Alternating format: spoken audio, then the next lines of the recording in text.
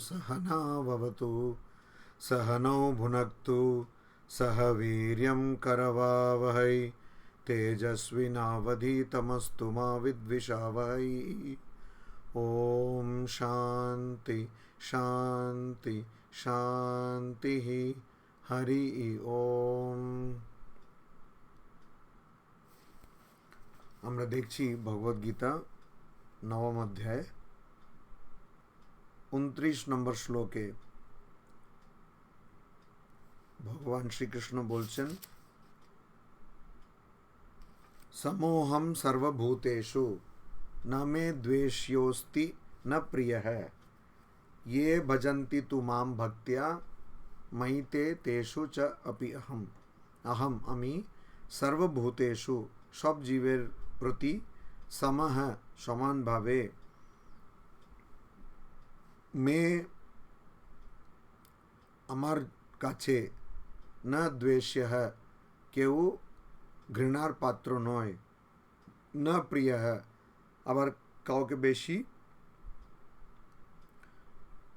ভালোবাসি না বা কারোর প্রতি আমার আসক্তিও নয় নেই। अस्ति ये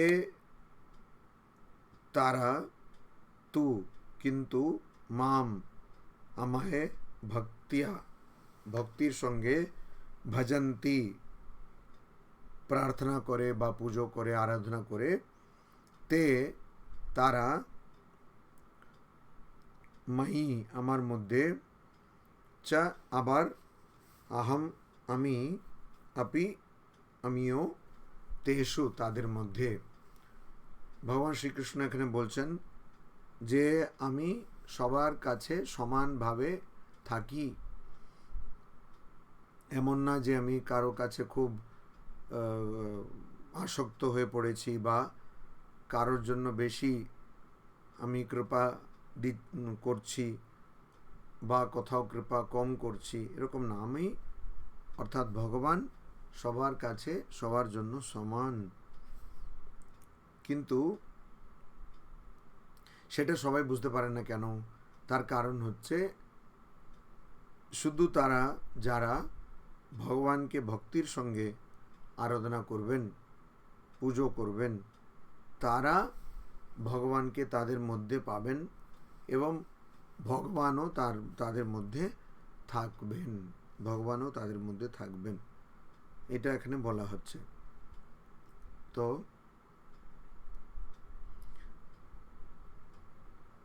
ভগবান সবার কাছে সমান,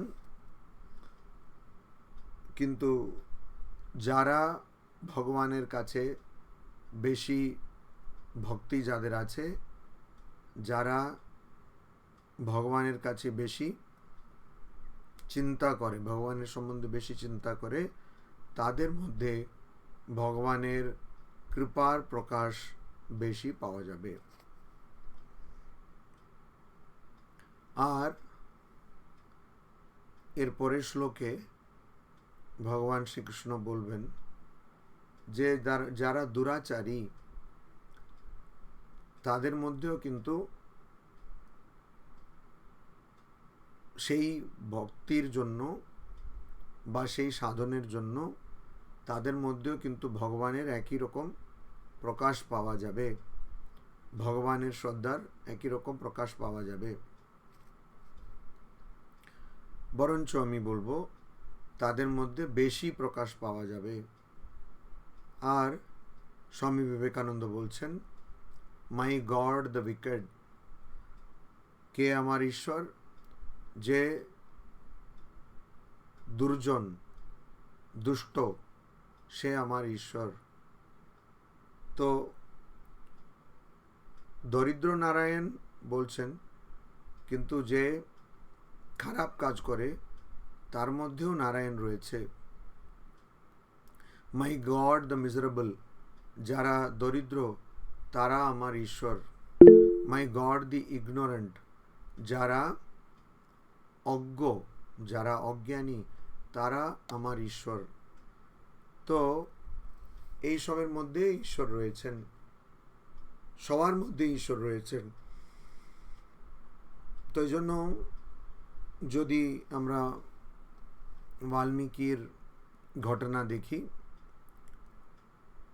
যদি কেউ যারা খারাপ কাজ করেছেন তারাও কিন্তু ভক্তির সঙ্গে যদি সাধন করতে করেন, তাহলে তাদেরকেও মহান বা ভালো বুঝতে হবে। এটাই 30 নম্বর শ্লোকে ভগবান শ্রীকৃষ্ণ বলছেন, अपि चेत सुदुराचारो भजते माम अनन्य भाग साधुरेव समन्तव्यः सम्यक व्यवसितो हि सः। सुदुराचारः, दुराचारः दुह आचारः, दुह बोलते खराब, आचार है आचरण, যার আচরণ খারাপ। তো সু মানে কি? সাধারণত সু ভালো অর্থে ব্যবহার হয়, মঙ্গল, সুমঙ্গল, ভালো অর্থে ব্যবহার হয়, কিন্তু আবার কখনো কখনো বেশি এই অর্থেও সেটা ব্যবহার হয়। তো এখানে বেশি এই অর্থে ব্যবহার হয়েছে। সুদুরাচার অর্থাৎ অত্যন্ত দুরাচারী, যে বেশি দুরাচারী। তো অপিচেত থাকলেও যদিও একজন খুবই বেশি দুর্জন হয়, দুরাচারী হয়, অনন্য ভাগ মাম ভজতে, চেত মানে যদি, অনন্য ভাগ অর্থাৎ একচিত্তে, একাগ্র চিত্তে, অনন্যভাবে অর্থাৎ অন্য কিছু না ভেবে সে মাম ভজতে, আমায় যদি পুজো করে, আমার পুজো যদি করে, তাহলে কি হবে? সহ সাধু এব মন্তব্য হ্যায়, তাকে সাধুই বুঝতে হবে, তাকে সাধুই জানতে হবে, তাকে জানতে হবে যে সে সাধু, সে ভালো। হি নিশ্চয়ই, সহ সম্যক ব্যবস্থিত, সে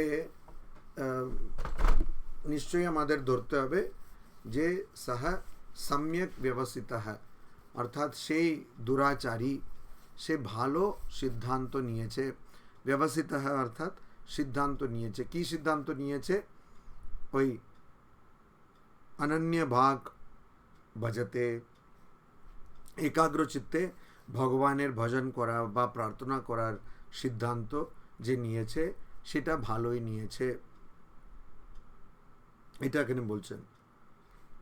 একজন যতই খারাপ হোক না কেন, খুবই খারাপ মানুষ, সেও যদি আমার চিন্তা করে, আমার সাধনা করে, একাগ্র চিত্তে আমার সাধনা করে, তাহলে তাকেও কিন্তু সাধুরেব সমন্তব্য হ্যায়, তাকেও ভালো, সাধু বলতে এখানে ভালো, তাকেও ভালোই মনে করতে হবে। আর সে যে সিদ্ধান্ত নিয়েছে, কি সিদ্ধান্ত? এই যে আমি ভগবানের ভক্তি করব, ভগবানের সাধন করব, ভজন করব, সেই সিদ্ধান্তটা ঠিক সিদ্ধান্ত। সম্যক অর্থাৎ ঠিক।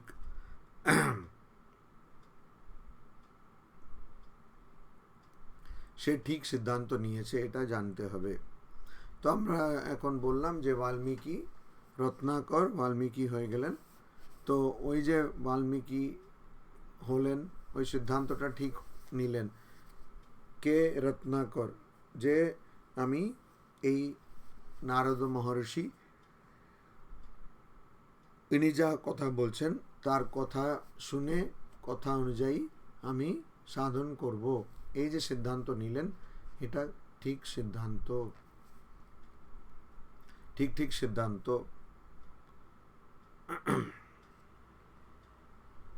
এই দুটো শ্লোক কিন্তু মহারাজ আগের দিন পড়া হয়েছে একবার, আবার ভালোই শুনেই নিলেন, কি হলো?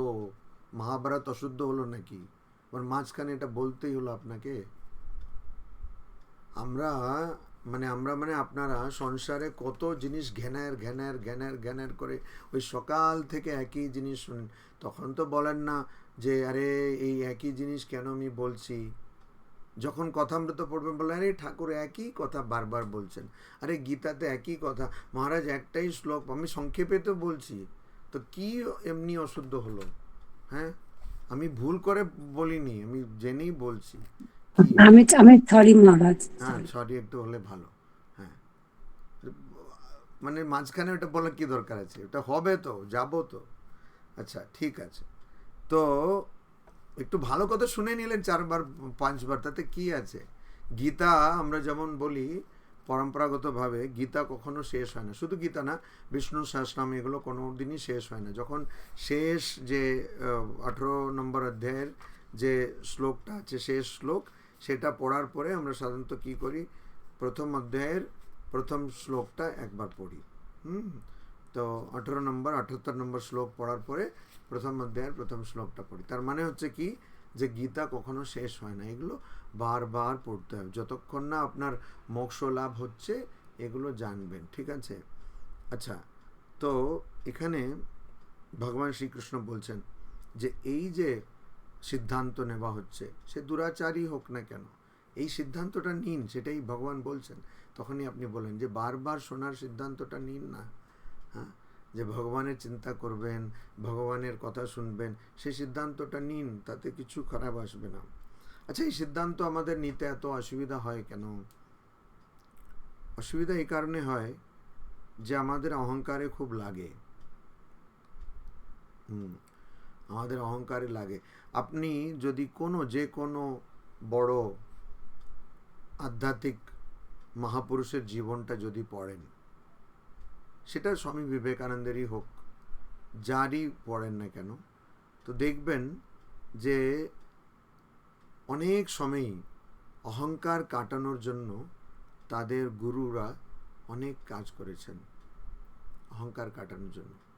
এই জন্য স্বামী বিবেকানন্দ বলছেন আধ্যাত্মিক জীবনটা কি? কমপ্লিট অ্যানিহিলেশন অফ ইগো, অহংকারের সম্পূর্ণভাবে নাশ। আর আমরা এটাও দেখি, যারা খুব ভগবানের কথা বলেন, ভাগবতের কথা বলেন, হ্যাঁ, যেমন এখানে ভগবদ্গীতা ক্লাস হচ্ছে এরকম, তো এইগুলো ঠাকুর বলছেন না, চাপরাস না পেলে, ওরকম খুব বললে ওইটাতেই অনেকের পতন হয়। তো আমাদের জানতে হবে যে এই তথাকথিত আধ্যাত্মিক সাধন বা আধ্যাত্মিক যারা নিজেকে মনে করেন প্রচার করছে, তাতে হবে না। আমাদের আগে ভগবানকে ভালোবাসতে হবে। আর যখনই কারোর কোনো সংশয় থাকবে, আমাদের ফিরে চলে যেতে হবে সেই মানুষের কাছে যাকে স্বামী বিবেকানন্দ বুড়ো বলতেন। কিন্তু ভাবুন, উনি 50 বছর 6 মাস এই পৃথিবীতে ছিলেন। বুড়ো তো কোনো দিক দিয়েই ছিলেন না। আর সেই দক্ষিণেশ্বরের কালী মন্দিরের সেই ঘরে ছিলেন। ওখানে আমরা এখন বুঝতে পারবো না তখনকার দিনে ঠাকুরের কাছে কত লোক আর আসতো, হয়তো 4-5 জন আসতো। তো আমাদের আসলে শরণাপন্ন হতে হবে। আর শরণাপন্ন যদি একজন হয়, এই যেগুলো আমরা ভাবছি না যে খারাপ কাজ করলাম, আমার তো খুব খারাপ, মহারাজ খুব পাপ করেছি, খুব খারাপ করেছি, এইগুলো আমাদের কাছে খুব বড়। আমরা খুব ছোট দেখতে পাই। ইংরেজিতে ওটার জন্য একটা কথা আছে, মায়োপিক। মায়োপিক মানে যে খুব খুব কম দেখতে পায়, অনেক দূরের দেখতে পারে না, মায়োপিক ভিশন। তো আমরা খুব কম কালের দেখতে পাই, তার বেশি আমরা দীর্ঘদর্শী নই আমরা। তো মায়ের কাছে, ভগবানের কাছে এগুলো কি যুগ যুগান্তরের যে আপনি কাজ করেছেন, সেগুলো মা এক মুহূর্তের মধ্যে নস্যাৎ করে দিতে পারে। তো আমাদের সেগুলো দরকার নেই। হ্যাঁ, কে কি করলো, আমি কি করলাম, ভুল করলাম, আমি সেটা না ভেবে আমি ভাববো ভগবানের চিন্তা করব শুধু। ওই জন্য এখানে বলছেন সাধুরেব সমন্তব্য, তাকে শুধু সাধুই মানতে হবে, সে যে সুদুরাচার হ্যাঁ, যে একদম খারাপ কাজ করেছে, অনেক বাজে কাজ করেছে, তাকেও সাধুই মানতে হবে। আর কেন?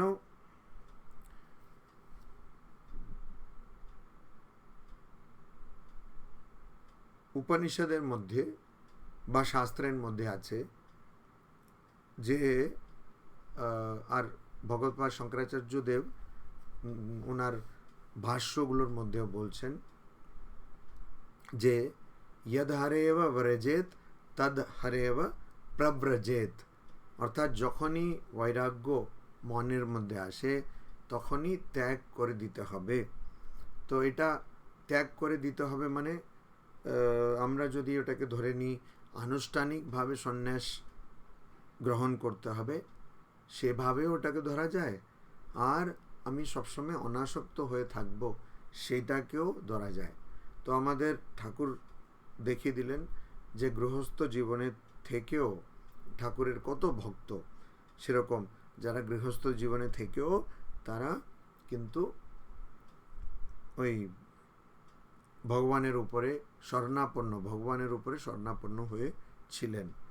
তো আমরা অনেক সময় এই একটা অঙ্ক কষতে বসি, কত পাপ করলাম, কত পুণ্য করলাম, কোথায় গেলে কত পাপ হবে, কোথায় গেলে কত পুণ্য হবে। তো ওই দুটো ছেড়ে দিয়ে আমাদের ভাবতে হবে আমি কতক্ষণ ভগবানের চিন্তা করছি। তো আমি খারাপ, আমি ভালো, যতদিন আমার মধ্যে এই চিন্তাটা থাকবে ততদিন কিন্তু আমার আধ্যাত্মিক জীবনে কোনো উন্নতি হবে না। আর যদি আমার এই চিন্তাটা না থাকে তাহলে কি হবে? 31 নম্বর শ্লোকে ভগবান শ্রীকৃষ্ণ বলছেন, ক্ষিপ্রম ভবতি ধর্মাত্মা শাশ্বত শান্তিম নিগচ্ছতি কৌন্তেয় প্রতিজানিহি নমে ভক্তঃ প্রণশ্যতি।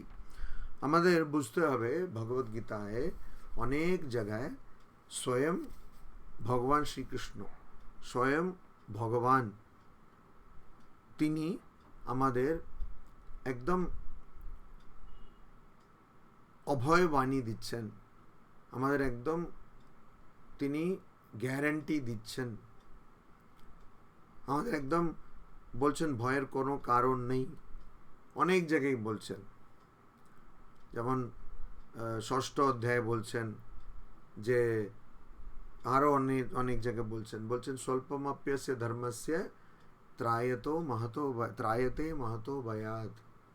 তারপরে বলছেন যে তোমার কিছুই নষ্ট হবে না, তুমি একটু আধ্যাত্মিক যদি সাধন করো সেই আধ্যাত্মিক সাধনটা কখনই নষ্ট হবে না, এটা বলছেন। এটা 6ষ্ঠ অধ্যায়ে বলছেন।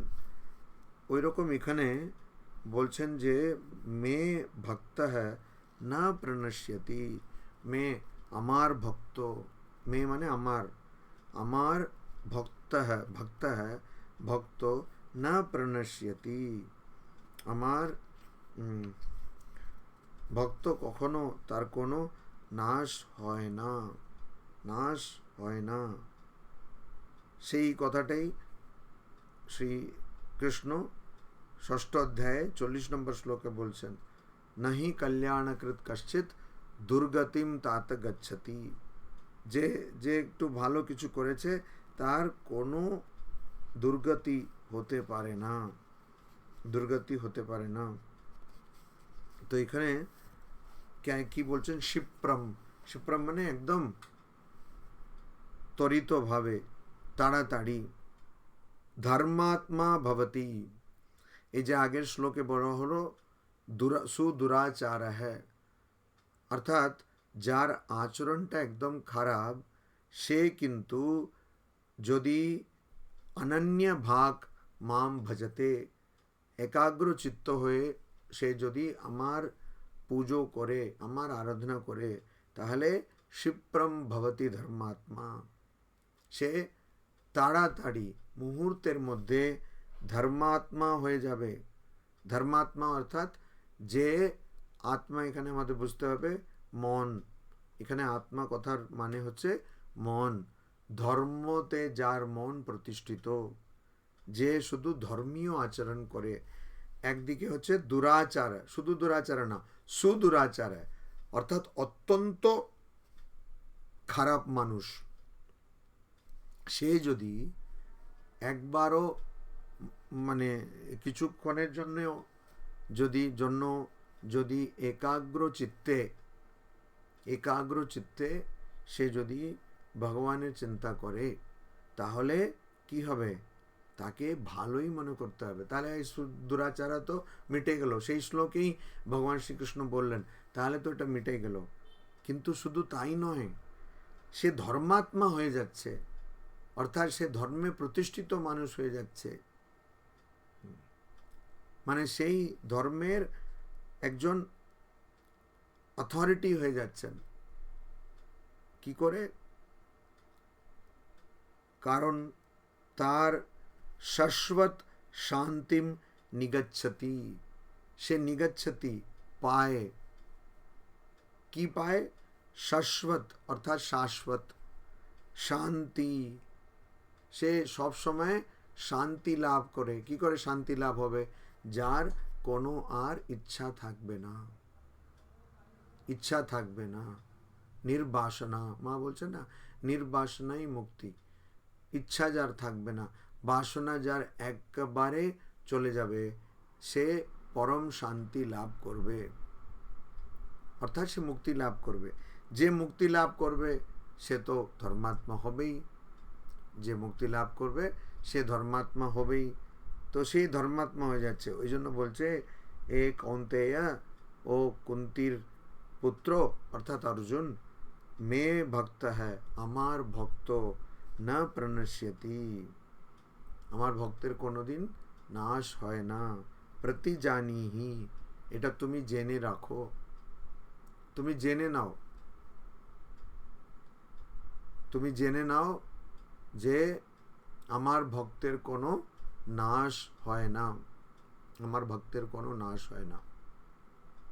আচ্ছা, আমরা কোনো জিনিস কিনতে যাব, তখন বলি, এখন তো কেউ গ্যারান্টি দেয় না, তখন আমরা বলি, আচ্ছা ওয়ারেন্টি কত দিনের, এই অমুক, আচ্ছা ওই ওয়ারেন্টিটা দিন, একটু দামটা কমিয়ে দিন, কি কত দরদাম করে। আচ্ছা অ্যামাজনে কি লাইটনিং ডিল হচ্ছে, এই ডিল হচ্ছে, এইসব হচ্ছে। স্বয়ং ভগবান কথা দিয়েছেন যে তোমার কিছুই খারাপ হবে না। নাহি কল্যাণকৃত কশ্চিৎ, কেউই কল্যাণকৃত, ভালো যে করেছে, দুর্গতিম না গচ্ছতি, তার খারাপ কিছু হবে না বলে দিয়েছেন। তারপরে বলছেন যে আমার যে ভক্ত, তার যোগক্ষেমম বহাম্যহম, অহম বহামি, আমি নিজেই দেখবো যে ওর কি দরকার আর ওর কি আছে সেটাকে বাঁচানো, ওইটাও বলে দিয়েছেন। এটা কে বলছেন দেখতে হবে, স্বয়ং ভগবান বলছেন। কিন্তু আমাদের যত বিশ্বাস এই অ্যামাজনের মধ্যে আছে বা কোনো ম্যানুফ্যাকচারের ওয়ারেন্টির মধ্যে আছে, ভগবানের এই কথাগুলোর মধ্যে আমাদের বিশ্বাস আছে কি? এটাই হচ্ছে আমার প্রশ্ন। আর এই প্রশ্নটা ইংরেজিতে বলে রেটরিক্যাল, মানে আমি আপনার কাছে কোনো উত্তর চাইছি না, কেন জানি নেই তো। যেমন রাজা মহারাজ স্বামী ব্রহ্মানন্দ বলেছেন, যদি তুমি সাধন করো আর 4 বছরে তুমি যদি কিছু না পাও, তাহলে আমাকে এসে চট মারবে। যতদূর আমার জানা আছে, আমার মনে হয় না কেউ গিয়ে রাজা মহারাজকে চট মেরেছেন। তার দুটোই অর্থ হতে পারে। একটা, যে যারা সাধন করেছেন তারা কিছু না কিছু নিশ্চয়ই পেয়েছেন, আর বাকিরা সাধন করেনি, তো চট মারবেন কি করে? তো এখানে আমাদের বিশ্বাস হচ্ছে না কেন, এটাই হচ্ছে কথা। বলছে তুমি যতই খারাপ মানুষ হও না কেন, তুমি যদি অনন্য ভাগ মাম ভজতে, একাগ্র চিত্ত হয়ে আমার চিন্তা করো, তাহলে ক্ষিপ্রম ভবতি ধর্মাত্মা, তুমি সঙ্গে সঙ্গে তাড়াতাড়ি তুমি ধর্মাত্মা হয়ে যাবে। আর এটা আমার ভক্ত কোনোদিন তার কিছু ক্ষতি হবে না। মানে মে ভক্ত না প্রণশ্যতি, এগুলো আমার মনে হয় নামে ভক্ত প্রণশ্যতি, মে ভক্ত না প্রণশ্যতি, আমার মনে হয় এইগুলো না ভগবদ্গীতা থেকে নিয়ে কিছু কিছু এরকম লিখে রাখতে হবে সংস্কৃতে, আর তারপরে বাংলা হরফে, তারপরে ওটার মানেও লিখে রাখতে হবে, বারবার পড়তে হবে। ভগবান বলে দিয়েছেন, মা বলছেন, মা আমাদের শ্রীমা শারদা দেবী বলছেন যে ভগবান ছাড়া আর কাউকে বাসবে না। কেন? দুঃখ পেতে হবে, দুঃখ পেতে হবে। তাও আমরা কি করি, আমরা সব এই ভালোবাসা এটার মধ্যে রয়েছে, আটকে রয়েছে। হ্যাঁ, নিজের সন্তানকে ভালোবাসছে, নিজের স্বামী স্ত্রীকে ভালোবাসছে, নিজের বাবা মাকে ভালোবাসছে, নিজের বন্ধুকে ভালোবাসছে, সব ভালোবাসা শেষে এটা খুবই খারাপ অবস্থায় গিয়ে পরিণত হয়। কেন? ভালোবাসা সেই ভালোবাসা দিয়ে হবে না, ভালোবাসতে হবে ভগবানকে। আর যে ভগবানকে ভালোবাসবে সে সবাইকে ভালোবাসবে, কিন্তু আসক্ত হবে না, অনাসক্ত হয়ে ভালোবাসবে। তো এখানে এর আগেও অনেকবার বলেছি, আমরা দেখেছি যে ভগবদ্গীতার যে বাণী, শ্রীকৃষ্ণের যে বাণী, ভগবান শ্রীকৃষ্ণের যে বাণী, তাকে যদি এক কথায় বলতে হয়, ভগবান শ্রীকৃষ্ণ আমাদের যা শিখিয়েছেন সেটা এক কথায় যদি বলতে হয়, সে হবে অনাসক্তি। স্বামী বিবেকানন্দ বলছেন অনাসক্তি, অনাসক্ত হয়ে থাকতে হবে, নন অ্যাটাচমেন্ট। তো এখন আমরা যে 32 নম্বর শ্লোকটা দেখব, এটা একটু খুবই এটার সঙ্গে বিতর্ক জড়িয়ে রয়েছে এই শ্লোকের সঙ্গে। তার কারণ হচ্ছে এটাকে ভালো করে না বোঝার জন্য বিতর্ক জড়িয়ে রয়েছে। আর ওই জন্য আমাদেরকে এই শ্লোকের ঠিক মানে বুঝতে হবে। মানেটা যদি উল্টো বোঝা হয় তাহলে তার থেকে বেশি দুঃখ আর নেই, আর দুঃখের শেষ হয় না। ওই জন্য এটা মানে বুঝতে হবে। কি এই শ্লোক 32 নম্বর শ্লোক, নবম অধ্যায়, মাম হি পার্থ ব্যপাশ্রিত্য येऽपि स्युः पापयोनयः स्त्रियो वैश्याः तथा शूद्राः तेऽपि यान्ति परां गतिम्। এই একটা শ্লোকের অনেক রকম ব্যাখ্যা রয়েছে, কিন্তু যখনই আমরা যে কোনো একটা গ্রন্থের অধ্যয়ন করব, আমাদের ভারতবর্ষের পরম্পরার মধ্যে আমরা অনুবন্ধ চতুষ্টয় এরকম কথা আমরা বলি। অনুবন্ধ চতুষ্টয়, চতুষ্টয় মানে চারটের সমূহ, চারটে জিনিস রয়েছে। কি কি? একটা হচ্ছে অধিকারী, সেই গ্রন্থটাকে কে পড়বে, মানে কে সেটা পড়ার অধিকারী। অধিকারী বলতে আমাদের বুঝতে হবে যে অধিকারী বলতে ওর কোথায় জন্ম হয়েছে, কোন বাড়িতে হয়েছে সেটা নয়, ও কি জানে, কতটা পড়েছে, যেটা আমরা আজকাল বলি কোয়ালিফিকেশন। একজন যদি ইঞ্জিনিয়ারিং করতে চায়, ইউকেজির বাচ্চাকে ইঞ্জিনিয়ারিংয়ে বসালে তো সে কিছুই বুঝতে পারবে না। অবশ্য এখনকার যারা উচ্চ মাধ্যমিক পাস করে তাদেরও অবস্থা ইউকেজির মতনই, সেটা আলাদা কথা, কিন্তু ইউকেজির বাচ্চাকে বসিয়ে দিলে তো সে কিছু বুঝতে পারবে না। ওই জন্য বলে কোয়ালিফিকেশন, না তোমার উচ্চ মাধ্যমিক পাস হওয়া দরকার। তো সেরকম অধিকারী, প্রথমে অধিকারী কে পড়তে পারবে, তারপরে ওটার বিষয়টা কি, এটা হচ্ছে অধিকারী বিষয়, এটা হবে। এই বিষয়টা কি, কেন ওই বিষয়টা আমাদের আগে থেকে বোঝা উচিত, যে কোনটা বিষয়ে আমরা এই গ্রন্থে পাঠ করব, কি বিষয়ে এই গ্রন্থটা হচ্ছে, এটা আগে থেকে আমাদের বুঝতে হবে। তারপরে প্রয়োজনটা কি, ওই বিষয় পড়ার বা ওই গ্রন্থ পড়ার কি প্রয়োজন, আদৌ কোনো প্রয়োজন আছে কি না। প্রয়োজন ছাড়া একজন বোকাও কোনো কাজ করে না।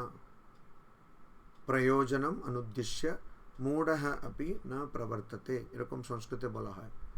তো প্রয়োজনটা বলা হলো। তো প্রথমে অধিকারী কে পড়তে পারে, তারপরে বিষয়ে কি বিষয়, তারপরে প্রয়োজন, তারপরে শেষে সবচেয়ে বড় কথা সম্বন্ধ। অর্থাৎ এই বিষয়ের সঙ্গে এবং এই প্রয়োজনের সঙ্গে গ্রন্থের মধ্যে সম্বন্ধ উপস্থাপন করা হয়েছে কিনা, আর এই বিষয়ের প্রয়োজনের সঙ্গে এই বিষয়ের সম্বন্ধ আছে কি না আদৌ, এটা খুবই দরকার। যেমন আমার মনে আছে অনেক সময় আমি দেখি, অনেক সময় এই যে ছবি দেখায় ফিল্ম, ওটা দেখতে গিয়ে ওটার নাম একটা দিয়ে দেবে, তারপরে আমরা দেখলাম এই নাম কি, কেন এলো, কোথায় এলো, শেষে একদম শেষের সিনে ওই নায়ক নায়িকা বা কেউ বলে দেবে একটা কথা, বাস ওইটা থেকেই নাম এসেছে। তাছাড়া গল্পের মধ্যে ওই নামের আর ছবির কোনো সম্পর্ক নেই, দূর দূরের। তো ওই রকম গ্রন্থ করা যাবে না, ওরকম গ্রন্থ করা যাবে না। আচ্ছা, আমি এইটা কেন এখন বললাম, এটা ভগবত গীতা 18 অধ্যায় রয়েছে। এটা শুরু কথায় হচ্ছে যুদ্ধ হবে, তখন দুটো সেনার মধ্যে রথটাকে দাঁড় করাতে বলেছেন। কে বলেছেন? স্বয়ং অর্জুন বলেছেন, ভালো কথা। তারপরে বলছেন যে আচ্ছা আমি যুদ্ধ করব না। আচ্ছা যুদ্ধ করবে না, যাকে দেখেছো সে তারা কি নতুন? মানে এতদিন তোমার জানাই ছিল না? আর যখন তুমি বাড়ি থেকে বেরোলে বা মহল থেকে বেরোলে, যেখান থেকেই বেরোলো, তুমি জানতে না যে এদের সঙ্গে যুদ্ধ করবে? তো এটা তো একদম ফালতু কথা বলতে গেলে। বলে মহারাজ আপনি কি করে বলছেন অর্জুনের কথা ফালতু? আরে বাবা, ফালতুকে ফালতুই তো বলবো, আর কি বলবো? আর আমি বলছি না, আচার্যরা তাই বলছেন। তো মোহের জন্য ফালতু কথা। এখন এখানে কি, মোহটাকে বার করা, মোহটাকে দূর করা। আচ্ছা, আর নিজের যে স্বধর্ম, অর্থাৎ যে কাজটা আমি নিজের জন্য বেছে নিয়েছি, সেই কাজটাকে কি করে ভালো করে করব সেইটা বলা। আচ্ছা, মোহটা সম্পূর্ণভাবে কি করে দূর হবে? যখন মোক্ষ লাভ হবে। অজ্ঞান না গেলে তো সমস্ত মোহ দূর হবে না। ওই জন্য এই গ্রন্থের উদ্দেশ্য, ভগবান শ্রীকৃষ্ণের উদ্দেশ্য মোক্ষ লাভ কি করে হতে হবে, কি করে করা যাবে সেটা বলে দেওয়া। ওই জন্য উনি শুরুতেই নিজের পরিচয়, অর্থাৎ আমি কে সেইটার উপরে উনি জোর দিচ্ছেন। দ্বিতীয় অধ্যায় ওইটাই বলছেন যে এটা তোমাকে শোভা দেয় না, তুমি কি করছো এসব, এটা তোমার উচিত নয়। আচ্ছা, এইরকম গ্রন্থের মধ্যে মাঝে মধ্যে আমরা দেখি বলছে যে, যেমন আমরা এখানেই দেখলাম পত্রম পুষ্পম ফলম তোয়ম यो मे भक्त्या प्रयच्छति, 26 নম্বর শ্লোক, 9 অধ্যায়। তুমি যদি আমাকে পাতা দাও, ফুল দাও, ফল দাও, জল দাও, যেটাই তুমি ভক্তি সহকারে দেবে। যখন করোনা হয়েছিল লোকেরা খুব কষ্টে, আহা আমার পুজো কি করে হবে। আরে সব বলা আছে রে ভাই। তো তুমি যে পুজোর জন্য জোগাড় করছো, এটা তোমার মনের শান্তির জন্য করছো, ভগবানের কোনো লাগবে না এগুলো, ভগবানের এগুলো কিছুই লাগবে না। ওখানে বলছেন ভক্তিয়া প্রয়চ্ছতি, ভক্তি লাগবে, ভক্তিও ভগবানের লাগবে না, তোমার লাগবে। তো ওইটাই। আচ্ছা, তারপরে বলছেন ইয়দ করোষি ইয়দশ্নাসি ইয়জ্জুহসি দদাসি ইয়দ, তুমি যেটা করছো, যে কাজটা করছো, যে তুমি খাচ্ছ, হ্যাঁ, যেটা তুমি অর্পণ করছো যজ্ঞে, এগুলো সবই কিন্তু তপস্যা, এগুলো সবই তুমি আমাকেই দিচ্ছ, এত উদারভাবে যেখানে বলা আছে। আর এই আমরা দেখলাম 30 নম্বর শ্লোকে, আপিচেত দুরাচারো, যদিও সে একদম দুরাচারী হয়, হ্যাঁ, সে যদি একাগ্র চিত্তে আমার কথা মনে করে, তাহলে ক্ষিপ্রম ভবতি ধর্মাত্মা, সে তাড়াতাড়ি ধর্মাত্মা হয়ে যাবে। এত কথা যিনি বলেছেন, আমি এতক্ষণ ভূমিকা বানছি এই শ্লোকের জন্য। তারা কি বলবেন, মানে সেই রকম ভগবান কি বলবেন যে যারা বৈশ্য বা যারা মহিলারা বা যারা শূদ্র, তারা কিন্তু এগুলো বুঝতে পারবে না? এটা তো যুক্তির সঙ্গে মিলছে না তো। মানে যিনি বলছেন যে আরে তুমি দুরাচারী হলেও কোনো অসুবিধা নেই, তিনি কি বলবেন যে না না না, এই মহিলারা এরা বুঝতে পারবে না, বা যারা বৈশ্য মানে যারা ব্যাপার করে তারা বুঝতে পারবে না, শূদ্র যারা সেবা করে তারা বুঝতে পারবে না? এরকম বলা হয়নি, এরকম বলা হয়নি। এখানে ভগবান শ্রীকৃষ্ণ বলছেন যে সব জায়গায় বলছেন অনন্য ভাগ বা ভক্তিয়া, ভক্তির সঙ্গে বা অন্য কোনো কিছু না ভেবে একাগ্র চিত্তে, এই কথা বলছেন। আচ্ছা, এইটা করতে গেলে কি সারাদিন আমাকে ভগবানের চিন্তা করতে হবে, এই প্রশ্ন আসবে। আমি করতেই পারবো না, আমার তো আরও অনেক হোয়াটসঅ্যাপ চিন্তা করার আছে, আরও কত কিছু আছে। মহারাজ আপনি এটা কীরকম একটা অসম্ভব ব্যাপার বলে দিচ্ছেন, ভগবানের চিন্তা করতে হবে সবসময়, এটা কি সম্ভব? কখনো সম্ভব না। ওই কথার জন্য এখানে বলছেন যে পার্থ ও পৃথার পুত্র, অর্থাৎ কুন্তির পুত্র, ইয়ে যারা আপি আবার পাপয়োনয় হ্যায়, পাপয়োনয় হ্যায়, অর্থাৎ এখানে সেটা আবার বুঝতে হবে, পাপয়োনয় হ্যায়, এখানে অনেকে ওটাকে নিম্ন যোনি এরকম করে দিয়েছে, মানে যার জন্ম নিম্ন, এরকম করে দিয়েছে। তো ওইটা না, এখানে অর্থ এটা না। যাদের ওই রকম পরিস্থিতিতে জীবনযাপন, যারা ওই রকম পরিস্থিতিতে পড়ে থাকেন, কীরকম পরিস্থিতিতে? স্ত্রী, হ্যাঁ, কেন মহিলাদের কথা কেন বলেছেন? যারা মহিলা তারা জানেন, আর যারা মহিলা না, অর্থাৎ যারা পুরুষ, তারা বুঝবেন কি করে? কেননা আপনি ছেড়ে দিন, আগে কি হতো, এইসব হতো, মহিলারা সব ইয়ে করতো, ওটা ছেড়ে দিন। আমি আজকের কথা বলছি, 2026, আজকে 4 জুন, ঠিক আছে? একজন বাড়িতে স্বামী স্ত্রী বাড়িতে আছে, দুজনই কাজ করে, স্বামী কাজ করে চলে আসে খুব ক্লান্ত, স্ত্রীও কাজ করে চলে আসে খুব ক্লান্ত, স্ত্রী চা বানিয়ে দেবে স্বামীর জন্য। আপনি বলবেন মহারাজ আপনি জানেন না, আপনি তো মানে সংসার টংসার করেননি। ওরকম না মহারাজ, এখনকার মহিলারা ওরকম নেই, এরকম সব বললে আমি সব শুনবো, কিন্তু খুবই দুঃখের কথা, ওইটাই ঘটনা। আর যারা নেই তারা হয়তো 2% হতে পারে, শতকরা 2 বা 3 হতে পারে, তার বেশি নয়, ঠিক আছে? তো এটা কিন্তু ঘটনা, তো ওইটা কিন্তু মহিলাকেই করতে হবে। আচ্ছা, বাচ্চা যদি কিছু গন্ডগোল করে, একটু এ করে, তাকে একটু ভালোবেসে কথা কিন্তু মহিলাকেই বলতে হবে। বাড়িতে অনেক ঝামেলা হয়ে গেল, ওইটা কিন্তু মহিলাকেই করতে হবে। আজকেও মহিলাকেই, বাড়ির মহিলাকেই সব কিছু সামলাতে হয়। ওইটা ওইরকমই, বেশিরভাগ ক্ষেত্রে ওইরকমই, মানে মেজরিটি বলি তো আমরা, ওটা বেশিরভাগ ক্ষেত্রে ওইরকমই। ওটা না বললে ওটা ভুল বলা হবে। তো ওই জন্য স্ত্রী কাহা তক করবে। আচ্ছা সব ছেড়ে দিন, মায়ের কথা দেখুন, মায়ের জীবনটা দেখুন। মা মানে একজন ছুটে মানে বেগুন ছুটছে, এদিকে বলছে জগৎ জননী, আর একজন পাগল আছে, আর একজন পুরো পাগল আছে, হ্যাঁ, এইসব নিয়ে চালাতে হচ্ছে। তারপরে মাকে আবার এখানে কিন্তু এটা বলে দিয়েছেন যে দেখো তুমি কারো সামনে হাত পাতবেন না, হ্যাঁ, তো ওইরকম ওনাকে ওইসব চাষবাস করে খেতে হচ্ছে।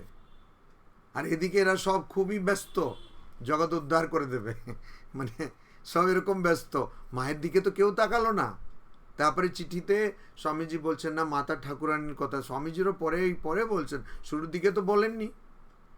তো ওই মা পড়ে আছেন, কিন্তু উনি একদিনে 1 লক্ষ জপ করছেন তো বলছে 1 লক্ষ করতে পারলে ভালো, যদি না করতে পারো তাহলে ঠিক আছে। পাপ ইয়োনে হ্যাঁ, অর্থাৎ এমন পরিস্থিতিতে জন্ম হয়েছে।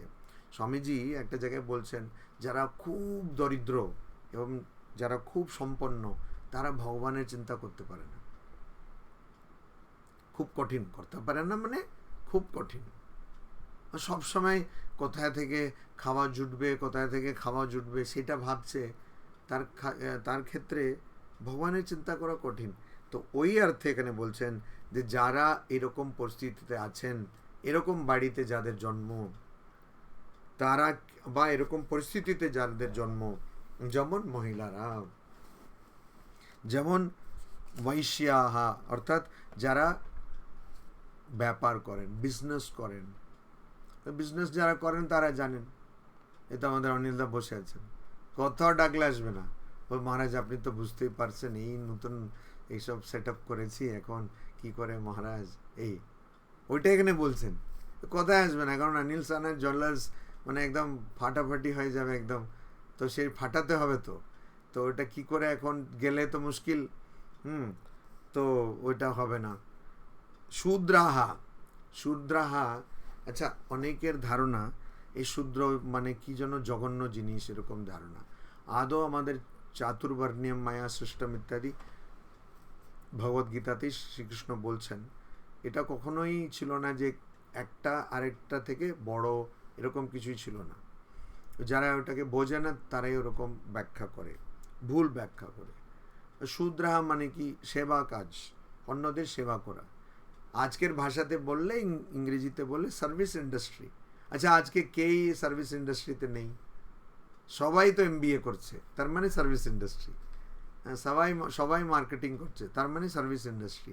তো সার্ভিস ইন্ডাস্ট্রি মানে শূদ্র বলে, হ্যাঁ শূদ্র মানে যেন কোনো নিকৃষ্ট জিনিস। কত নিকৃষ্ট, কিছুই না, কখনোই না, ভালো জিনিস। সার্ভিস ইন্ডাস্ট্রি ছাড়া কিছু হবে? আমাদের মোবাইল কাজ করছে না, এই কাস্টমার কেয়ারকে ফোন করছি। আমার টিভি কাজ করছে না, কাস্টমার কেয়ারকে ফোন করছি। সবসময় তো কাস্টমার কেয়ারকে ফোন করছি। ব্যাংকে কিছু হচ্ছে না, সবাই তো সার্ভিস ইন্ডাস্ট্রি। 95% লোকেরা সার্ভিস ইন্ডাস্ট্রির মধ্যে আছে। তো বিজনেসও ওই সার্ভিস ইন্ডাস্ট্রি। এই যে বললাম জুয়েলার্স, আসুন আপনি কি ডিজাইন দেখবেন, এই দেখুন, আর ডিজাইন নিয়ে নিন, এই সার্ভিস ইন্ডাস্ট্রি তো আর কি। হ্যাঁ, তো ওইটা তো ওই রকম মানুষ সে সময় পাবে কোথায়? অনন্য ভাগ, এই সব সময় আমার সম্বন্ধে চিন্তা করতে হবে, কোথায় পাবে? তারাও কিন্তু শূদ্রাহা আপি তথা, আবার শূদ্রাহা শূদ্র তে আপি, তারাও মাম ব্যপাশ্রিত্য, এটাই হচ্ছে বড় কথা, প্রধান কথা। ব্যপাশ্রিত্য, তারা যদি আমার মধ্যে শরণাপন্ন হন, তারা আমার শরণে যদি আসেন, পরাম গতিম হি ইয়ান্তি, নিশ্চয়ই নিশ্চিতভাবে তারা পরম গতি পাবেন, পরাম গতি, পরাগতি পাবেন, অর্থাৎ মোক্ষ লাভ করবেন। তারাও কিন্তু মোক্ষ লাভ করবেন যদি আমার শরণাপন্ন হন, ব্যপাশ্রিত্য, আমার শরণ রেখে যদি করেন। তো সেটাই হচ্ছে কোনো কথা, মানে শরণাপন্ন হতে হবে, এটাই হচ্ছে কথা। তো এত কিছু কাজ করতে হচ্ছে, তখন ওখানে যদি বলে না তুমি আগে বেদান্ত সারটা পড়ো, তারপরে তুমি ওই তত্ত্ববোধটা পড়ো, তারপরে তুমি ভগবদ্গীতাটা পড়ো, তারপরে শঙ্কর ভাষ্য পড়বে, প্রথমে একটু তুমি শ্রীধর টিকাটা পড়ে নাও, তারপরে শঙ্কর ভাষ্যটা পড়বে, তারপরে তুমি মধুসূদন সরস্বতীটাও পড়ে নাও, তারপরে উপনিষদটা পড়ো, ওই 12টা উপনিষদ পড়ে নেবে, তারপর শঙ্কর ভাষ্যটা পড়ে নাও, আনন্দগিরি একটু পড়ে নাও, হবে এগুলো সম্ভব? তারপরে এই ছাড়া সকালে জপ করবে, সেটা তো করতেই হবে, সন্ধ্যা সকাল সন্ধ্যা না হয় জপ করলো, তারপরে সকালে ওই পুজো করবে, আর সন্ধ্যা ত্রিসন্ধ্যা মানে দুপুরেও সেই পুজো করবে, দুপুর মানে একদম যখন 12টা বাজে, তো দুপুরে পুজো করবে, রাত্রে পুজো করবে, এসব পুজো করবে, এটার জন্য এটা করবে, এটার জন্য এটা করবে, ও করতে পারবে? এটা সম্ভব? ওইদিকে বাচ্চা ক্যাঁ ক্যাঁ করে কাঁদছে, এদিকে বাচ্চার বাবা কাঁদছে, হ্যাঁ, তো সব কাঁদছে, করতে পারবে? সম্ভব? কখনো সম্ভব না। হ্যাঁ, কাস্টমার কল আসছে, হ্যাঁ, বসের ডেডলাইন, এগুলোই তো শূদ্র, মানে ওই সার্ভিস ইন্ডাস্ট্রি। বস বলে দিচ্ছে না তোমাকে প্রজেক্ট ডেলিভার করতে হবে, সবাই ডেলিভার করছে, তো করতে পারবে না। ওই জন্য বললো যে এখানে তোমাকে কি করতে হবে? ব্যপাশ্রিত্য, ব্যপাশ্রয়া, অর্থাৎ শরণাগতি। শরণাগতি একমাত্র উপায়। তো তুমি সবসময় তোমাকে ভগবানের চিন্তা করতে হবে না বলা হবে না, তুমি ভগবানকে অর্পণ করে সব করো, তাহলেই দেখবে। ওই আবার ঠাকুরের সেই উদাহরণ, যে বড় বাড়ির ঝি, সে সবসময় ভাবছে যে আমার ছেলে বা আমার বাচ্চা অন্য কোথাও আছে, কিন্তু আমি এখানে এদেরকে আমার ছেলে বা আমার বাচ্চা বলে ডাকছি। তো এইটা আমাদের মনে রাখতে হবে যে ব্যপাশ্রয়া, শরণাপন্ন হতে হবে। আর ওইরকম হলে কি হবে? ওরকম হলে কিন্তু মোক্ষ লাভ হবে, কম না, মোক্ষ লাভ। তো এখানে অসুবিধাটা কোথায়? দুরাচারী হলেও অসুবিধা নেই, দুরাচারী হলেও অসুবিধা নেই, আর আমার যদি সময় না থাকে তাহলে অসুবিধা নেই। অসুবিধা একই জায়গায়, তুমি যদি আমাকে না মানো, তুমি যদি শরণাপন্ন না হও, তুমি দুরাচারী হলে অসুবিধা নেই, স্বেচ্ছাচারী হলে অসুবিধা আছে। দুটোর মধ্যে তফাৎ আছে। তুমি যদি ভাবো যে আমি যা ইচ্ছে তাই করব, তাহলে অসুবিধা আছে। তুমি যদি ভাবো যে ভগবান নেই, আমি সব কিছু, তাহলে অসুবিধা আছে। তুমি যদি ভাবো যে টর্ণাপন্ন দরকার নেই, আমি তো সব কিছু করি, তাহলেও অসুবিধা আছে। তো এখানে আমাদের কি করতে হবে? স্বর্ণাপন্ন হতে হবে, আর ভগবানের চিন্তা করতে হবে, আর ভক্তি থাকতে হবে, ভক্তি থাকতে হবে। ওই জন্য এত দায়িত্ব, এত কাজ থাকা সত্ত্বেও যদি কেউ ভগবানের চিন্তা করে, তাহলে সেই মানুষ নিশ্চয়ই খুবই উচ্চ ধরনের মানুষ। কেন? একজনের কোনো কাজই নেই, সে ভগবানের চিন্তা করছে, তার করবেটা কি? কিছু তো করতে হবে, এই জন্য ভগবানের চিন্তা করছে। হ্যাঁ, কিন্তু একজন এত ব্যস্ত, তার মধ্যে যেমন অনিলদার মতন, তার মধ্যে আবার সে এইসব পাঠ টাঠ করছে, কথামৃত পাঠ ইত্যাদি, আর এই গীতা পাঠ ইত্যাদি, আর সবাইকে এসব করাচ্ছেন, তাহলে অনিলদা মানে সাধারণ মানুষ নন আর কি। তো এইরকম করে এটা আমাদের বুঝতে হবে। তো আমি কি অবস্থাতে আছি, কোন পরিস্থিতিতে আছি, বা আমার যে আচরণ, আজ অবধি কি আচরণ ছিল, সেই আচরণটা আমার ভুল ছিল না খারাপ ছিল না কেমন ছিল, সেটা আমাকে ভাবতে হবে না। তুমি এখন ভগবানের চিন্তা করো। তো একটা ঘরে ধরুন অনেক সময় হয় না, একটা ঘর অনেক দিন বন্ধ হয়ে আছে, আমরা ঢুকছি, ঘর খুললেই কীরকম একটা উৎকট গন্ধ। তো আমরা কি করব? ওখানে বলবো গন্ধ বেরিয়ে যাও বেরিয়ে যাও?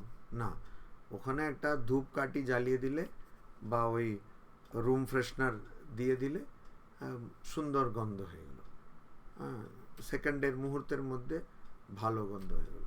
ওইটাই বলছে ক্ষিপ্রম ভবতি ধর্মাত্মা। ক্ষিপ্রম, তাড়াতাড়ি, অপেক্ষা করতে হবে না, ঠাকুরের নাম করো, আর সঙ্গে সঙ্গে এত বছর ধরে তুমি ডাকাতি করলে, রাম কথা নাকি বলতে পারছে না, মরা মরা বললেই সে মহাত্মা হয়ে যাচ্ছে। তো ঠাকুরের নাম নিলেই হলো, বাকি সব চলে যাবে। তার অর্থ এটা নয় যে যা খুশি করে তারপরে বলবো ঠাকুরের নাম করে নিচ্ছি তাহলে চলে যাবে, ওইটা এখানে বলা হচ্ছে না।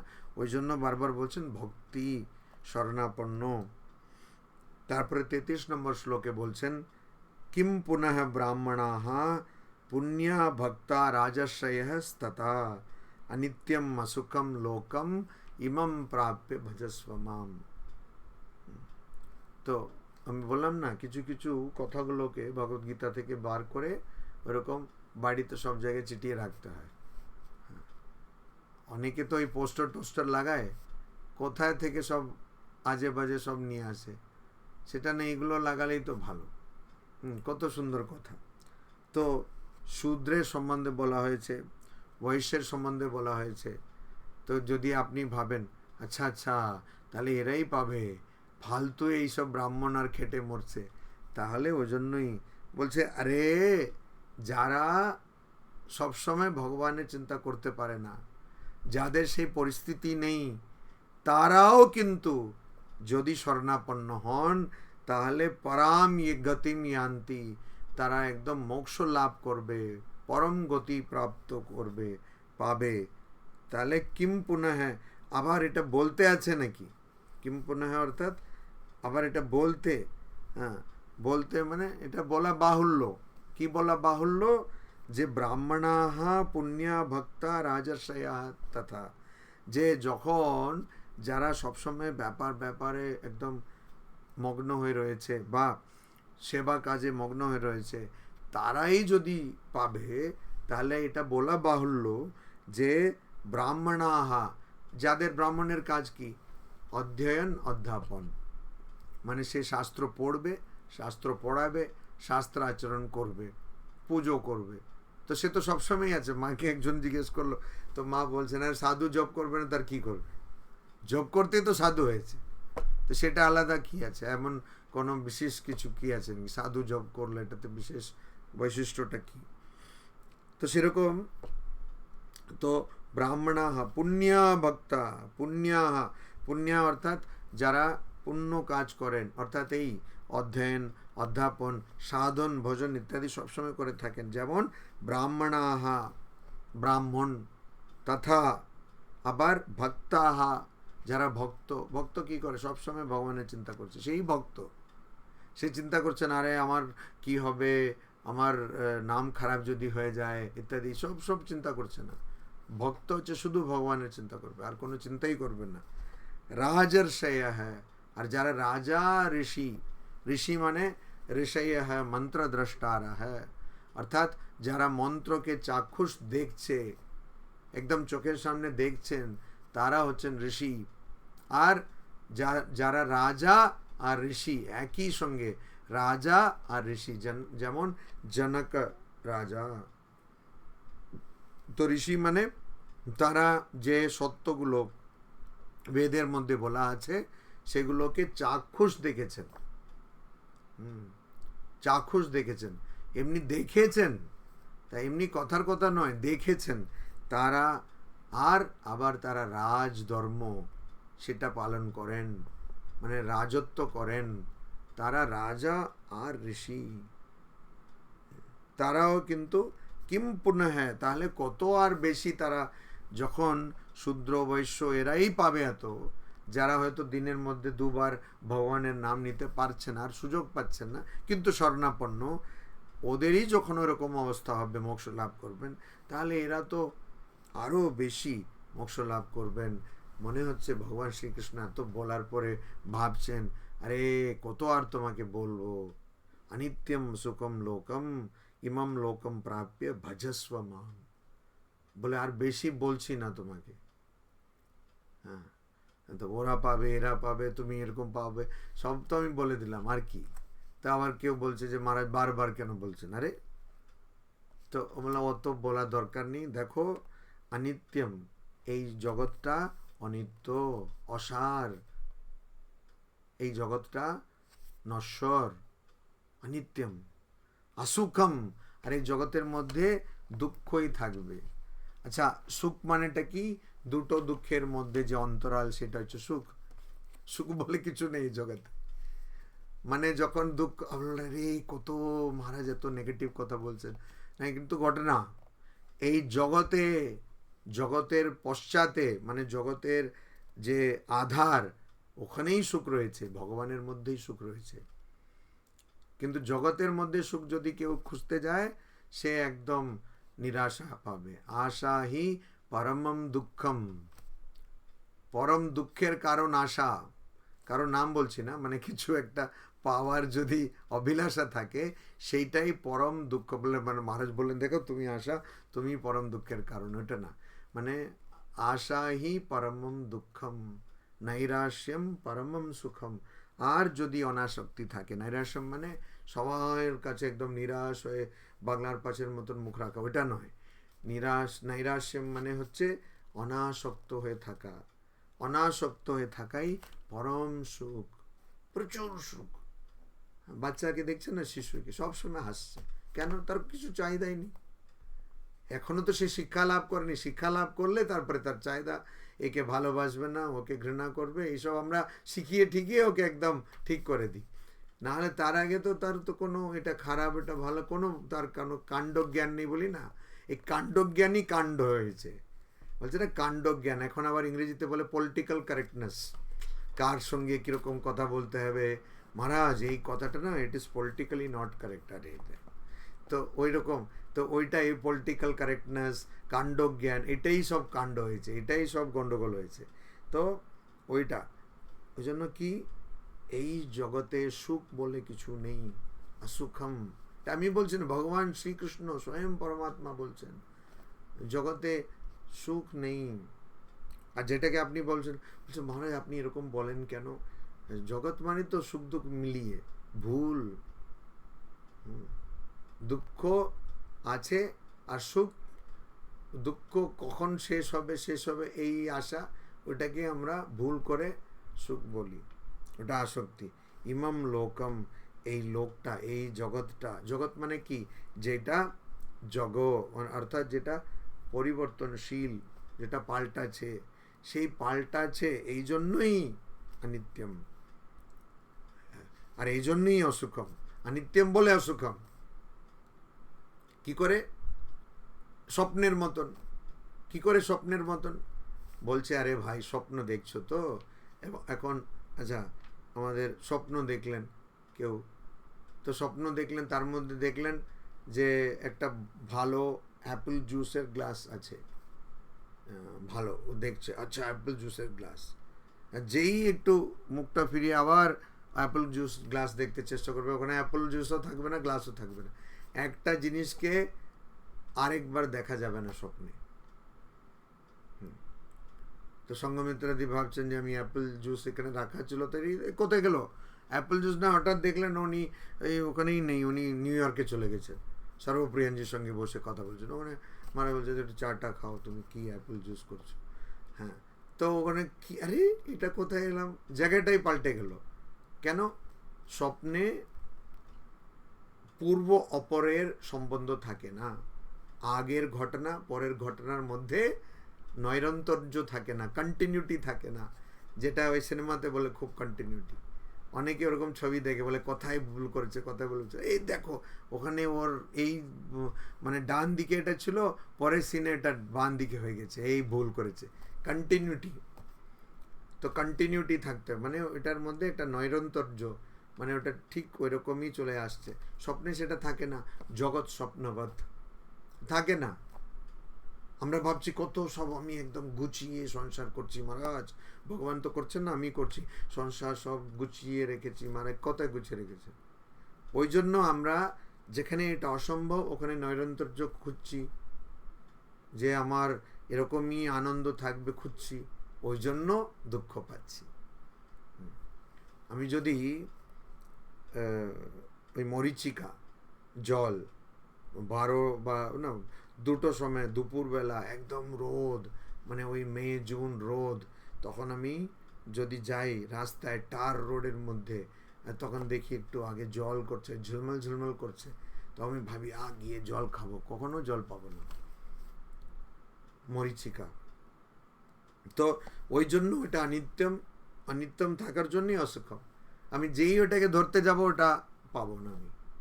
ইংরেজিতে একটা খুব ভালো কথা আছে, এলিউসিভ, হাত ছাড়া হয়ে যায় আমার, হাতে তো কখনো আসবে না। আরে থাকলে তবে তো আসবে, ওর তো কোনো নিজের অস্তিত্বই নেই, কি করে আসবে? আসবে না। তো অনিত্যম বলেই অসুখম, অসুখম। আর এই লোকে আসার পরে, এসে তো গেছো তুমি, এই জগতে আসার পরে মাম ভজস্ব, তার মানেটা কি? আমি একমাত্র নিত্য। আর যেহেতু আমি নিত্য, আমি সুখম দিই, আমার মধ্যে আনন্দ আছে। আমার মানে ভগবান, ভগবান বলছেন আমি একমাত্র নিত্য, বাকি সব ওই তো মায়ের কথা, এক ভগবান ছাড়া আর কাউকে ভালোবাসবে না। তো আমি একমাত্র নিত্য। ওই জন্য তুমি যখন এসে গেছো এই জগতে, তুমি আর কিছু ভাববে না। তো তুমি এই জগতে এসেছো, এখন তুমি বিজনেস করছো না, তুমি মহিলা হয়ে এসেছো না, তুমি সেবা করছো অন্যদের, না তুমি রাজা হয়েছো, ব্রাহ্মণ হয়েছো, ওগুলো বাদ দিয়ে দাও, ওগুলো কোনো কিছু দরকার নেই, ওগুলো ভাবতেই হবে না। কি ভাবতে হবে তাহলে? তোমাকে শুধু এটাই ভাবতে হবে যে তোমাকে আমার শরণাপন্ন হয়ে থাকতে হবে, ভক্তি থাকতে হবে। অর্থাৎ মানুষের চরম লক্ষ্য বা পরম লক্ষ্য ভগবান লাভ। ওই জন্য ঠাকুর কি করলেন দেখলেন, এইসব এত কিছু বললাম বাবা, কেউই শুনছে না আমার কথা, তারপরে এই যুগে এসে বললেন না না অত কিছু আমি বলবো না, মানুষ জন্মের উদ্দেশ্য ঈশ্বর লাভ, খতম কাহিনী, বাস। আর ওই করো গৃহস্থ, এই রাম হয়ে যখন এসেছিলেন বলছে গৃহস্থ এরকম থাকবে এরকম, দেখলেন এগুলো কেউই তো কিছুই মানছে না। ওই জন্য শেষ সিদ্ধান্ত বলে দিই, তারপরে সব কেটে গেলো, এত সিলেবাসটা কেটে, ওই সিলেবাস ওই বারবার করে না, আমরা যখন পড়েছি তখন যা সিলেবাস, এখন সাহিত্যটাকে তো সব তুলে দিয়েছে। আমরা তো অনেক সময় ভাবতাম যে কবি কি বলেছে, কবি কি বলেছে, সব কিসনে কাহা, কিউ কাহা, কব কাহা। একটা পাঠ পড়িয়ে দিল, তারপর বলে কে বলেছে, তারপরে ভাবার্থ বলো। আচ্ছা কবিকে তো আমি দেখিনি, মৈথিলি শরণ গুপ্ত কবে চলে গেলেন, হ্যাঁ, আচ্ছা আমাকে এখন বলতে হবে ভাবার্থ, এইগুলো সব করতে হচ্ছে, এখন ওগুলো কিছু নেই, কবিতা নেই, সব কিছু নেই, বলছে সব ঠিক আছে, সব ছেড়ে দাও, কেন দেখছে তুমি পাস করো ভাই, বাস জাস্ট পাস, হ্যাঁ এটাই তুমি করো। তারপরে ও দেখলো আগে তো এক্সস্টিভ কোশ্চেন এত কিছু, এখন ওটা না, এখন হচ্ছে মাল্টিপল চয়েস, ABCD ইঙ্কি পিঙ্কি পঙ্কি করে কোনো রকম পাস করে যাও, এইটা করছে। তো এরকম ভগবান তো সবই এরকম। তো ঠাকুর দেখলেন যে বাবা, আমি শ্রীরাম হয়ে যখন এসেছিলাম এত বললাম, শ্রীকৃষ্ণ হয়ে এসেছিলাম তো বললাম, এইগুলো কেউই মানছে না দেখছি। আমি শুরুতেই বলে দিই, দেখো ঈশ্বর লাভই হচ্ছে মানুষ জন্মের উদ্দেশ্য, খতম কাহিনী। ওইটাই এখানে ভগবান শ্রীকৃষ্ণ, ভাবতে পারছেন কত দূর গড়িয়ে এসছে জল, তারপরে বলছেন, উনি নিজেই ভাবলেন হয়তো অনেক বলা হয়ে গেছে মনে হয়, অর্ধেক এসে গেছি, 18 অধ্যায় তো, হ্যাঁ একটু বলে দিই। দেখো অনিত্যম অসুখম লোকম ইমম প্রাপ্য ভজস্বমম, আমার খুব ভালো লাগে এটা, অনিত্যম অসুখম লোকম ইমম প্রাপ্য ভজস্বমম। বিশেষ করে যখন খুব কষ্ট হয় তখন আমি এটা নিজেকে বলি, অনিত্যম অসুখম লোকম ইমম প্রাপ্য ভজস্বমম, ভগবানের ভজন করো, আর কিচ্ছু করতে হবে না, আর কিছু করতে হবে না। কেন? কেননা বাকি কিছুই যদি আমরা ওটার মধ্যে আশ্রয় পাওয়ার চেষ্টা করি, তাহলে আমরা পাবই না, আমরা পাবই না। আর ইমাম লোকম কথাটা, এই জগৎ, এই জগতে কিন্তু আরেকটা কথাও লুকিয়ে রয়েছে, এই জন্ম, অর্থাৎ মানুষ জন্ম। কেন মানুষ জন্ম? কেন কেন মানুষের মধ্যে প্রচুর প্রতিভা, মানে এমন কোনো প্রজাতি হয়নি আজ অবধি যে এত কম জনসংখ্যার জন্য, আমি বললাম কম জনসংখ্যা, হ্যাঁ অনেক জীবের তুলনায় আমাদের জনসংখ্যা অনেক কম, তো কিন্তু দেখুন কি কাণ্ডই আমরা করেছি। এই তো জুন 5th এনভায়রনমেন্টাল ডে না, কালকে পরিবেশ দিবস, তো এই পরিবেশটা আমরা 12টা বাজিয়ে 12টা না 18টা কত কী সব করে দিয়েছি আমরা। তো ওইটা কেন? আমাদের বুদ্ধি আছে বলে, বেশি বুদ্ধি হলে এরকমই হবে, অনর্থ হবে, হ্যাঁ শরণাপন্ন নেই। তো ওই জন্য তোমার কাছে এটা আছে, কিন্তু তুমি কিন্তু নিজের সম্বন্ধে ভাবতে পারবে, নিজের বাইরেও ভাবতে পারবে। ওই জন্য তুমি কি করবে? ভগবানের চিন্তা করবে, আমায় ভজন করবে, আমার চিন্তা করবে, আমায় প্রার্থনা করবে, মাম ভজস্ব। এটা হঠাৎ এরকম বলেছেন তা নয়, বলছেন দেখো তুমি ব্রাহ্মণ হলেও প্রবলেম নেই, তুমি রাজঋষি হলেও প্রবলেম নেই, অর্থাৎ রাজা ঋষি হোক প্রবলেম নেই, বৈশ্য হলেও কোনো সমস্যা নেই, শূদ্র হলেও সমস্যা নেই, তুমি শুধু আমার কথা ভাবো, তুমি অত শত ভাবতে হবে না তোমাকে, তুমি আমার কথা ভাববে, এটাই। আর এখানে নবম অধ্যায়ে রাজবিদ্যা রাজগুহ্য, এটা এখনই শ্রীকৃষ্ণ ইঙ্গিত দিয়ে দিয়েছেন যে সবচেয়ে বড় বিদ্যাটা কি? ভগবানের চিন্তা করা। আর সবচেয়ে বড় রহস্যটা কি? ভগবানের চিন্তা করা। ভগবানের চিন্তা করলে, সবসময় ভগবানের উপর শরণাপন্ন হয়ে থাকলে আর কোনো দুঃখ থাকবে না। কেননা তুমি যদি কিছু চাও তাহলেই দুঃখ আসবে, আর না চাইলে দুঃখ আসবে না।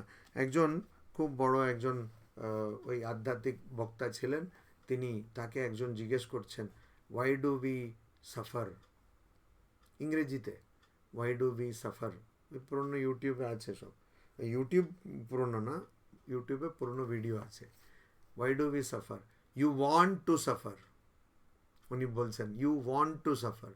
তো এই লোকটি এরকম অদ্ভুত বলছে, I want to, you want so you suffer, তুমি চাও ওই জন্য কষ্ট পাও, তুমি চাও, তোমার মধ্যে ইচ্ছা আছে, ওই জন্য তুমি কষ্ট পাচ্ছ, তুমি কষ্ট পেতে চাও, ইউ ওয়ান্ট টু সাফার। কেন? তুমি চাও বলে তুমি কষ্ট পাও। তো ওই জন্য এখানে বলছেন যে অনিত্যম অসুখম লোক, এই জগৎ থেকে কিন্তু তুমি সুখ চাইবে না, পাবে না। এই জগৎ থেকে কিছু একটা নিত্য চাইবে না, পাবে না। তাহলে কি চাইবে? শুধু ভগবানকে চাইবে, তাহলে তুমি সুখও পাবে, আর তোমার যে নিত্য অস্তিত্ব সেটাও খুঁজে পাবে। ওম শান্তি শান্তি শান্তি। হরি ওম তৎসৎ। শ্রীরামকৃষ্ণার্পণমস্তু।